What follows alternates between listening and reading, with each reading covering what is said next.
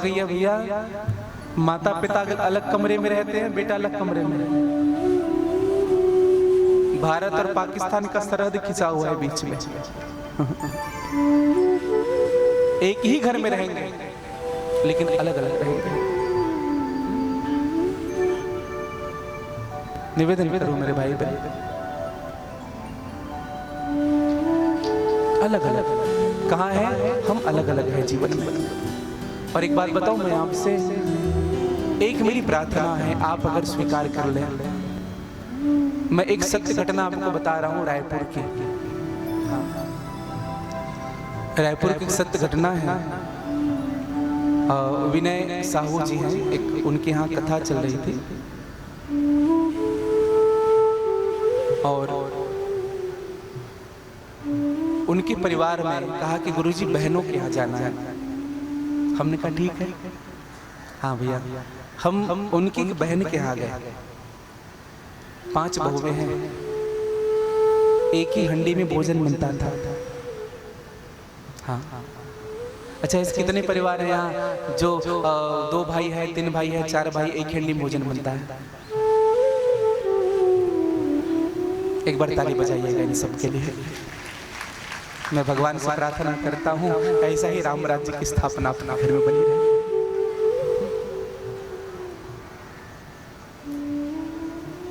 मैंने उन सब से एक बात पूछा, कहा कि आप लोगों को कुछ पूछना है? बहुत देर तक तो मैं चुप था, उन लोग भी कुछ बोल नहीं रहे थे। आप लोगों को कुछ बोलना है? 5 बेटे एक कोने में, 5 बहुएं एक कोने में। मैंने कहा कुछ पूछोगे? बेटों ने तो कुछ नहीं कहा, बहुओं ने एक बात कह दी। बहुओं ने हाथ जोड़कर कहा, गुरुजी आप आशीर्वाद दीजिए कि हम कभी अलग ना हो। वो बात मेरे दिल को, हृदय को विदीर्ण कर गई। कहा कि बहू में ऐसी बात बोल रही है, 5 बहुएं घर की ऐसी बात? राम राज्य नहीं तो और क्या है भैया। जिनके घर में ना बहुएं समझदार होती है, जिस घर की स्त्री समझदार होती है, उनका घर कभी बिखरता नहीं है।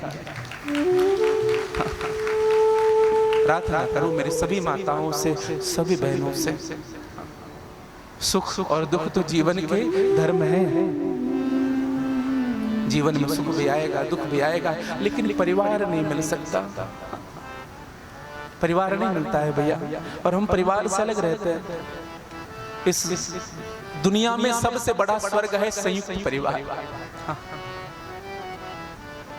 राम रावण का युद्ध हुआ, रावण मरा। रावण से पूछा गया कैसे मर गए?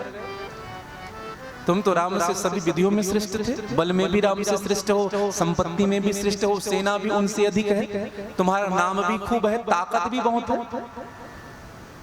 रावण ने कहा भैया बस एक ही कारण है हारने का और राम के जीतने का। राम का भाई लक्ष्मण उनके साथ खड़ा था और मेरा विभीषण मुझे छोड़कर चला गया।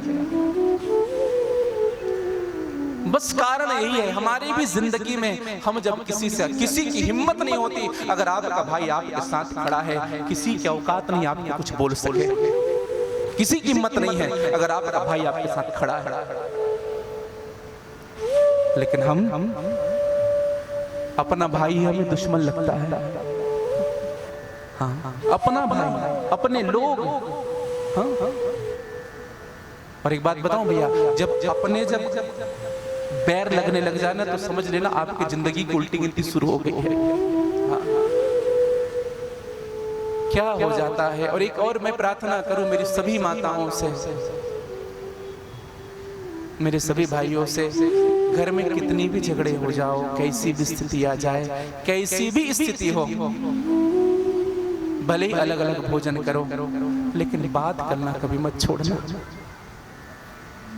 बात करना मत छोड़ना। बात करने से ही बात बनती है। हाँ, कैसा भी बात करते रहो, अंदर कुछ भी है बात करते रहो। हाँ, बात जब करना छोड़ दोगे ना भैया तो एक ना डिस्टेंस आ जाता है रिलेशनशिप में।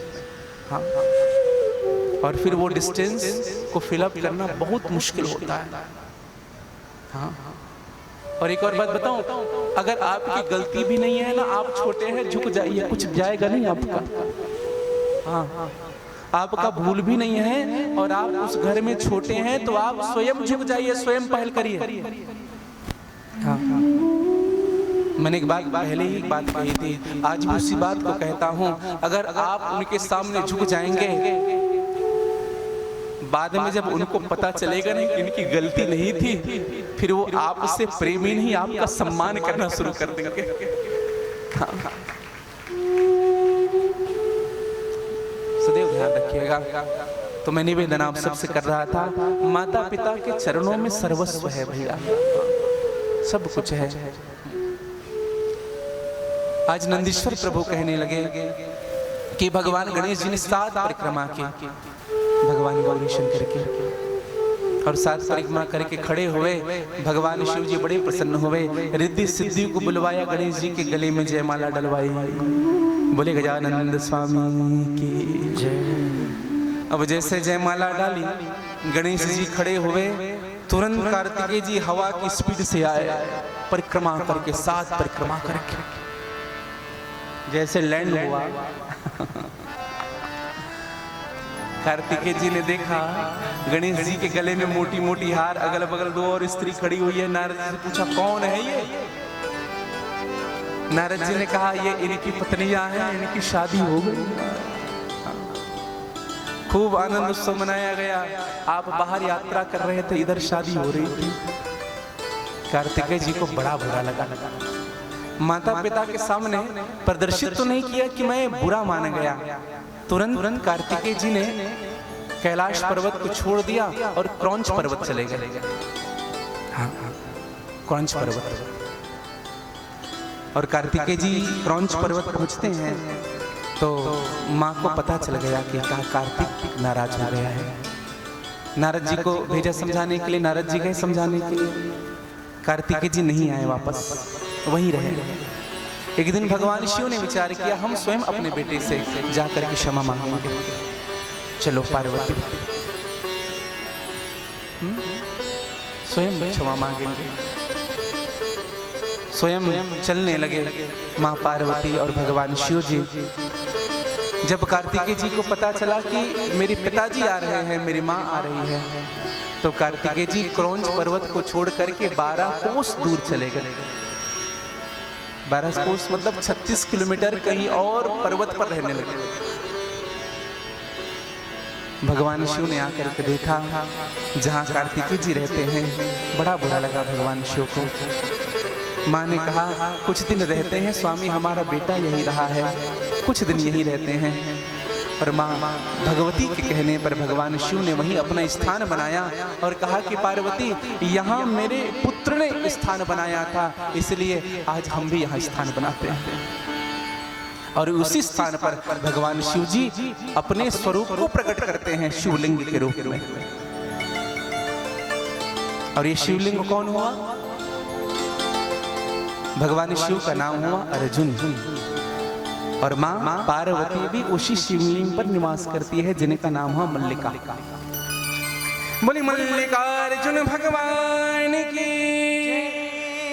मल्लिकार्जुन पूरी सभी ज्योतिर्लिंग में, सभी शक्तिपीठ में, सभी 12 ज्योतिर्लिंग में केवल मल्लिका अर्जुन ही ऐसा ज्योतिर्लिंग है जिनमें शक्तिपीठ भी विद्यमान है। हाँ, उसी लिंग में शक्तिपीठ भी है। हाँ, 52 शक्तिपीठों का एक शक्तिपीठ मल्लिका के रूप में। और भगवान शिव को अर्जुन कहा जाता है। बोले मल्लिकार्जुन भगवान की जय। नंदीश्वर प्रभु ने आगे कथा कही। नंदीश्वर जी कहने लगे अवंतिका नगरी में, मैं प्रार्थना करने जा रहा हूं आप सबसे महाकालेश्वर भगवान की कथा। संक्षिप्त में कहेंगे महाकालेश्वर भगवान, यह रुद्र संहिता के 16वें अध्याय में आपको महाकालेश्वर जी की कथा मिलेगी। शिव महापुराण के रुद्र संहिता 16वां अध्याय महाकालेश्वर जी। अवंतिका नगरी में, उज्जैन में एक वेदप्रिय नाम का ब्राह्मण हुआ करता था। हाँ, अवंतिका नगरी में यह ब्राह्मण प्रतिदिन यज्ञ करता था। हाँ, प्रतिदिन यज्ञ करे, प्रतिदिन व्रत करे, भगवान शिव का अर्चन करे। और इनके 4 पुत्र थे, देवप्रिय, प्रिय मेघा, संस्कृत और सुव्रत। 4 पुत्र हो गए इनके। एक दिन अपने चारों पुत्रों को कहा कि बेटा तुम्हारे जीवन का एक ही उद्देश्य है, शिव की पूजा। हाँ, शिव की उपासना जीवन में कभी मत छोड़ना। और इन चारों पुत्रों ने शिव की उपासना करनी प्रारंभ की। और जब शिव की उपासना इन्होंने करना प्रारंभ किया तो उसी अवंतिकापुरी के पास रत्न नामक पर्वत में एक दूषण नामक असुर रहता था। हाँ, अत्यंत कपटी, अत्यंत ताकतवर, अवंतिका नगरी को विध्वंस करने वाला। हाँ, पाप बढ़ने लगा, अत्याचार बढ़ने लगा, अधर्म बढ़ने लगा। हाँ, ऋषि मुनि महात्माओं को जहाँ यज्ञ होती थी उस महात्माओं के यज्ञ में जल डाल देता था, विष्ठा डाल देता था, हड्डियां डाल देता था, रक्त डाल देता था। हाँ, यज्ञ को विध्वंस करते थे। हाँ, भैया राक्षस ढूंढने कहाँ जाओगे? आप यज्ञ कर रहे हो, पूजा कर रहे हो, पाठ कर रहे हो, उसमें विघ्न डाले वही तो राक्षस है। हाँ? विघ्न डालने वाला ही।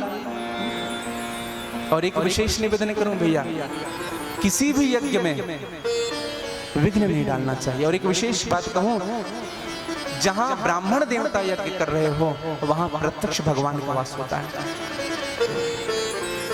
इसलिए संत के प्रति, गौ के प्रति और ब्राह्मण के प्रति कभी द्वेष नहीं करना चाहिए। और जो द्वेष करता है ना भैया, उनका समूह नष्ट हो जाता है। वह भी नष्ट होगा, उनके वंशज भी नष्ट होंगे। इसलिए सदैव सम्मान करिए, क्योंकि भगवान स्वयं कहते हैं विप्रह प्रसादात धरणी धरोहम, विप्रह प्रसादात कमलावरोहम, विप्रह प्रसादात जिता जितोहम, विप्रह प्रसादात मम राम। विप्रो के प्रसाद के कारण ही मैं इस धरती पर जन्म लिया। हाँ, ब्राह्मण देवता कौन है? भूसुर है भैया। अच्छा, ब्राह्मण भी 8 प्रकार के होते हैं। सबसे पहले ब्राह्मण का कर्म जाने। ब्राह्मण का कर्म क्या है? यज्ञ करना, यज्ञ कराना।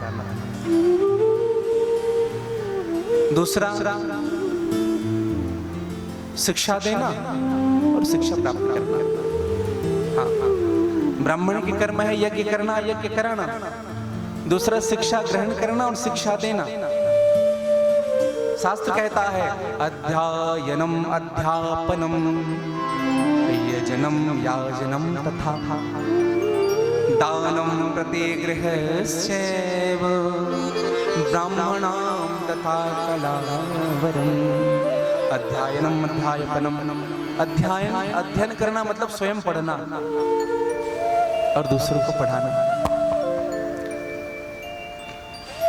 यज्ञ करना, यज्ञ कराना।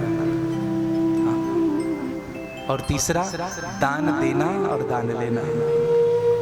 ऐसा नहीं कि जीवन भर केवल दान ही ले रहे हैं, दान करे ही ना किसी को, केवल दक्षिणा ही ले रहे। देखो, दान और दक्षिणा में अंतर है। एक और निवेदन करूं मैं आप सबसे।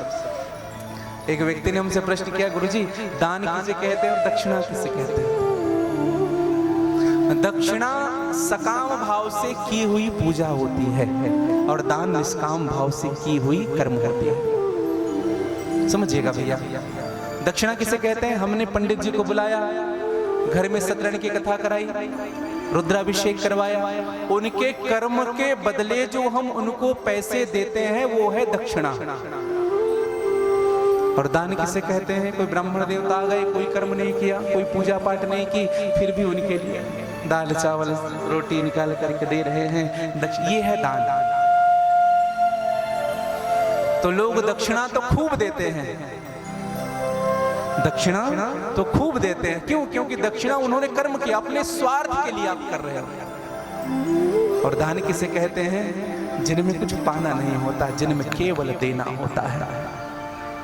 इसलिए जीवन में दान करके देखिएगा, जितनी शांति आपको दक्षिणा में नहीं मिलेगी उतनी शांति आपको दान करने में मिलेगी। एक व्यक्ति हमसे कह रहे थे कि महाराज जी दूसरों का उपकार करना चाहिए।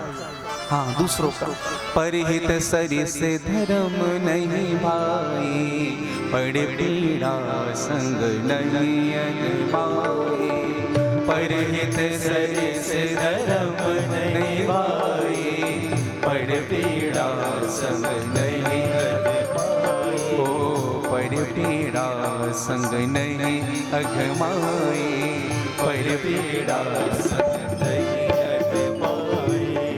परिहित सरि से धर्म नहीं भाई, दूसरों का हित करने से बड़ा कोई धर्म नहीं। एक व्यक्ति ने हमसे कहा, बोले गुरुजी हमने परहित किया है। बोले क्या परहित किया? भतीजे को नौकरी में लगा दिया। हाँ, हमने अपने भतीजे को नौकरी में लगाया है, हमने हित किया है। हमने कहा ये परहित कहाँ हुआ? हाँ? ये परहित वो तो तुम्हारा भतीजा है, तुम्हारे परिवार का है, बाद में कल्याण तुम्हारा ही करेगा। अरे ऐसे व्यक्ति को नौकरी में लगाओ जिनसे तुम्हारा कोई वास्ता नहीं है, हाँ, जिनको तुम ठीक से जानते तक नहीं। उस व्यक्ति को भोजन कराओ जो अनजान हो, उस व्यक्ति को दान दो, उस व्यक्ति को वस्त्र दो जिनसे तुम्हें कुछ इच्छा ना हो। तुम्हारा मदद करने वाले को खूब लुटा रहे हो, क्या एहसान कर रहे हो उन पर? वो तो तुम्हारा ही काम आ रहा है। आजकल का व्यक्ति ना परहित नहीं करता है, स्वहित करता है। हाँ, निवेदन करूं, दान अवश्य करिए जीवन में। हाँ, भगवान ने दिया है दान। दक्षिणा तो जीवन भर करते हैं, कभी दान करके देखिएगा। तो ब्राह्मण के ये 6 कर्म बताए गए हैं। और एक विशेष निवेदन करूं, ब्राह्मण भी 8 प्रकार के होते हैं। पहला ब्राह्मण होता है सदाचारी ब्राह्मण।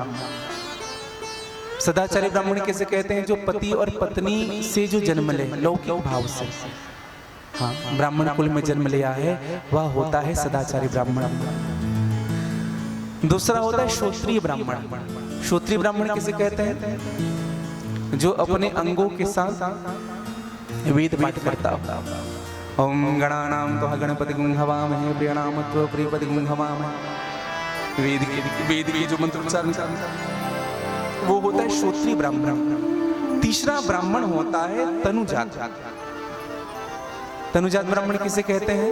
जो शिक्षा दे करके जीवन यापन करता हो।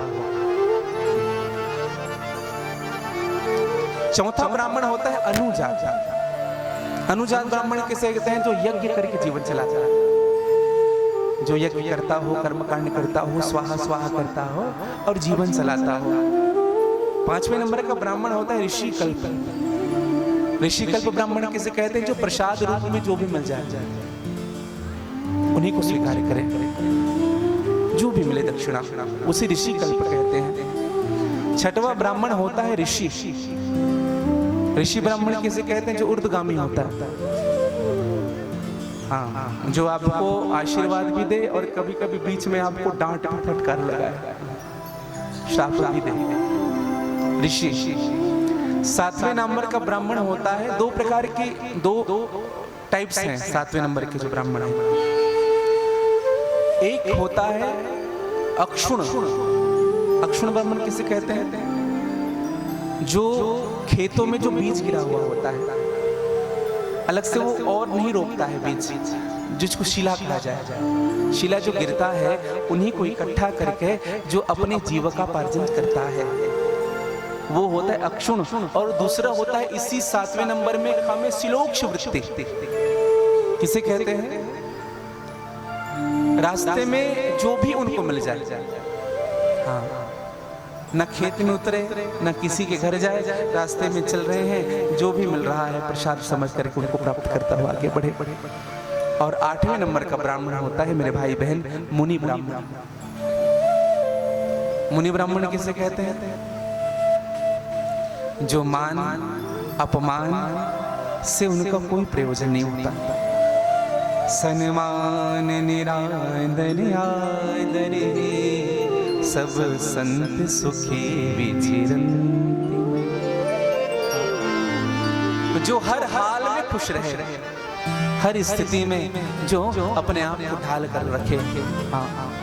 यह है मुनि, जिनके नजर में सोना भी उसी मूल्य का है और जिनके नजर में मिट्टी भी उसी मूल्य का है, जो दोनों को समान दृष्टि से देखे। तो भैया ब्राह्मण का खूब अपमान हुआ। और यह जो दूषण नाम का जो असुर था उज्जैन में, एक बार चारों ब्राह्मण भगवान शिव जी की उपासना कर रहे थे। शिव जी की उपासना करते हैं, भगवान शिव जी का अभिषेक कर रहे थे। उसी क्षण दूषण नाम का वह दैत्य पहुंचा और दूषण नाम के दैत्य उस स्थान पर पहुंच करके उस यज्ञ को विध्वंस करना चाहते हैं। अब दशा ऐसी हुई भैया, यज्ञ को विध्वंस तब करे जब वहां से ब्राह्मण हटे। अब तो दूषण नाम का ब्राह्मण विचार करने लगा, मैं इन चारों ब्राह्मणों को समाप्त कर देता हूं। वह जो असुर है विचार करता है, इन सबको समाप्त करता हूं। और दशा ऐसी हुई कि खड्ग उठा लिया और जैसे ही उन पर प्रहार करना चाहा, उसी लिंग से भगवान प्रकट होते हैं। बोले शंकर भगवान की जय। और हुंकार भरने लगे भगवान शिव। और ऐसा हुंकार भरा उस दूषण नाम के दैत्य की ओर, एक ही हुंकार में जल करके भस्मीभूत हो गया वो दानव। और यही हमारे महाकाल प्रभु हुए।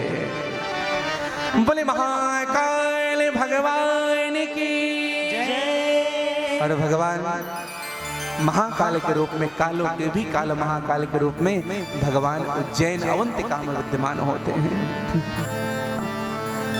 और भगवान की सब वंदना करते हैं, सब उपासना करते हैं। और संत कहते भी हैं भगवान शिव, भगवान महाकाल। ओम नमः शिवाय, ओम नमः शिवाय, ओम नमः शिवाय, ओम नमः शिवाय, ओम नमः शिवाय, ओम नमः शिवाय, ओम नमः शिवाय, ओम नमः शिवाय, ओम नमः शिवाय, ओम नमः शिवाय, ओम नमः शिवाय, ओम नमः शिवाय, ओम नमः शिवाय। गा लीजिएगा। ओम नमः शिवाय, ओम नमः शिवाय, ओम नमः शिवाय। गाइए बड़े भाव से। ओम नमः शिवाय, ओम नमः शिवाय, ओम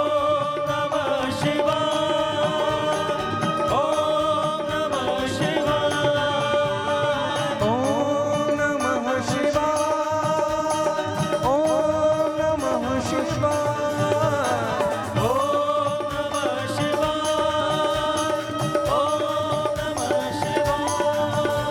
नमामि शमीशानि निर्मले रूपं विभुं व्यापकं ब्रह्म वेदस्वरूपं निर्विकल्पं निरीहं भगवान महाकाल प्रकट होते हैं। पश्चात भगवान ओंकारेश्वर की कथा बताई गई। पश्चात भगवान केदारनाथ की चर्चा। ओंकारेश्वर के दो लिंग स्थापित है, एक अमलेश्वर और दूसरा ओंकारेश्वर। सुमेरु पर्वत को भगवान शिव जी ने दर्शन दिया था। कभी और चर्चा होगी तो जरूर करेंगे। और सुमेरु पर्वत के कहने पर ही दो लिंग स्थापित हुए। एक भगवान जिस स्थान पर प्रकट हुए थे वह ओमकारेश्वर हुआ, और सुमेरु पर्वत ने जिस लिंग को बना करके अर्चन किया था वह अमलेश्वर हुआ, जिनको हम ममलेश्वर के नाम से जानते हैं। ओम नमः शिवाय, ओम नमः शिवाय।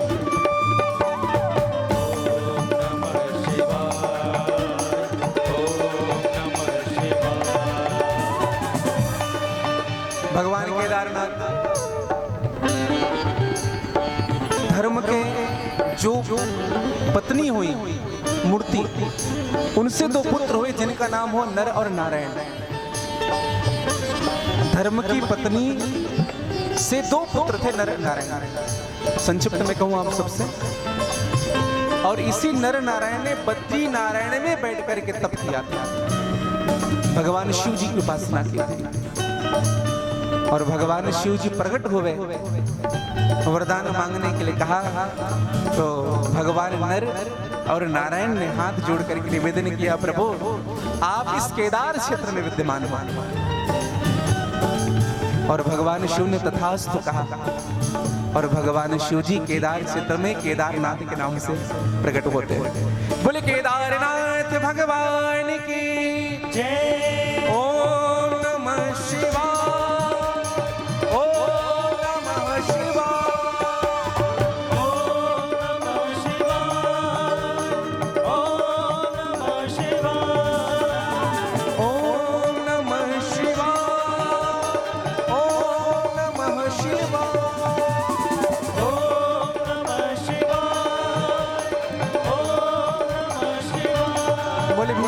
शंकर भगवान की, काशी विश्वनाथ भगवान की, रामेश्वर भगवान की, त्र्यंबकेश्वर भगवान की, वैद्यनाथ भगवान की। ओम नमः शिवाय, ओम नमः शिवाय, ओम नमः शिवाय,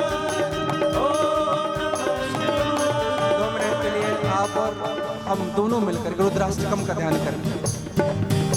नमामि शमीशान निर्वाण रूपम विभुं व्यापकं ब्रह्म वेद स्वरूपम निजं निर्गुणं निर्विकल्पं निराकार ओंकार मूलं तुरीयं गिराज्ञान गोतीतमीशं गिरीशं करालं महाकाल शिव महापुराण में रुद्राष्टकम पाठ करने से ही संपूर्ण शिव महापुराण श्रवण करने का फल मिलता है। गाली से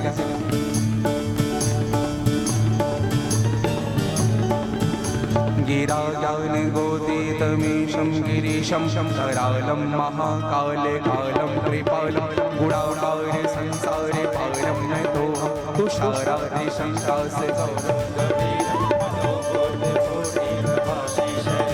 स्वरन्मूले कल्लोनि निहितारो गंगा लसति वाले वाले तु कंठे भुजंगाचल कुंडलं भूषुते महादशनं दशनाननं नीलकण्ठं दयानं त्रयः शून्ये निर्मूले नम शून्ये पाणि भजे हम भवानी पतिं भावगम्यं कलाले कल्याणि कल्पानि सदा चिदानंद संदोह मोहापहारी प्रसीदे प्रसीदे प्रभो ममतारे नया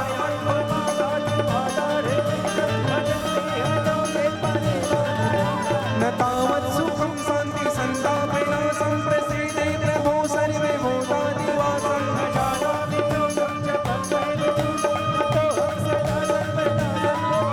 जरा जन्म दुःखोपतातापमानं ब्रह्म पाह्यापानमवेशि शम्भो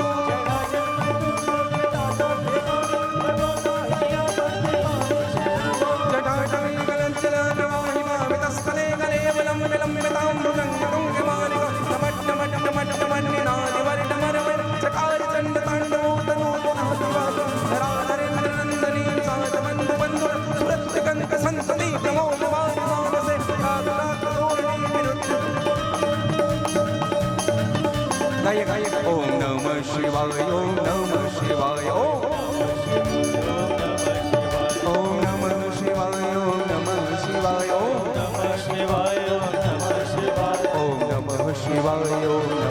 शिवाय ओम